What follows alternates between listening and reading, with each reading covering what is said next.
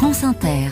7h moins le quart, l'histoire du monde, Anthony Bélanger, rien ne va plus au plus grand festival au monde de films documentaires qui se tient en ce moment aux Pays-Bas. Lettres de dénonciation, retrait en bloc de réalisateurs, le Festival international du documentaire d'Amsterdam, polémique depuis jeudi dernier. Ce jour-là, le directeur artistique du festival, il s'appelle le Syrien Orwa Nirabia, s'adressait sur scène aux festivaliers. Alors, à peine commencé son discours, était interrompu par des militants de la cause palestinienne, affublés d'une pancarte sur laquelle était écrit le slogan « From the river to the sea, Palestine will be free ».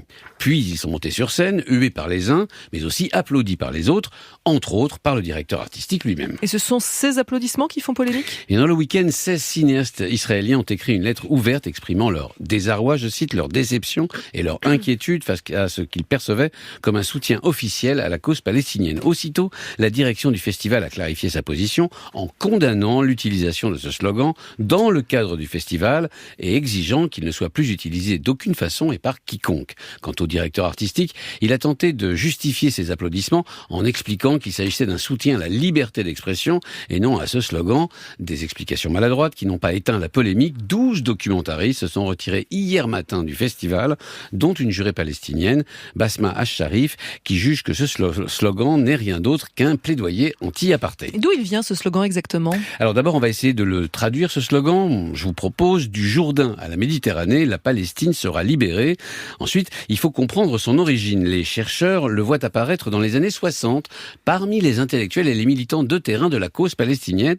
Le problème est qu'il a été récupéré beaucoup plus tard par le Hamas, qui l'inscrit en 2017 dans sa charte pour signifier l'éradication des Israéliens du Jourdain à la Méditerranée. C'est d'ailleurs ce qui a décidé l'Allemagne à l'inclure dans la panoplie des signes opposables en justice. L'Allemagne considère qu'il marque d'évidence un soutien au groupe terroriste. À l'inverse, la justice néerlandaise a pour sa part décidé de protéger l'utilisation de ce slogan au nom de la liberté d'expression. Et on l'entend beaucoup, ce slogan ?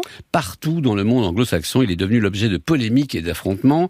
Il y a une semaine, la Chambre des représentants aux États-Unis a censuré sa propre élue, l'américano-palestinienne Rachida Tlaib, pour avoir posté une vidéo de militants criant ce slogan. Mais il reste quand même quelques voix qui ne veulent pas être assignées à un camp ou à l'autre. C'est le cas par exemple du réalisateur palestinien Mohamed Jabali, qui a refusé de se retirer du festival d'Amsterdam.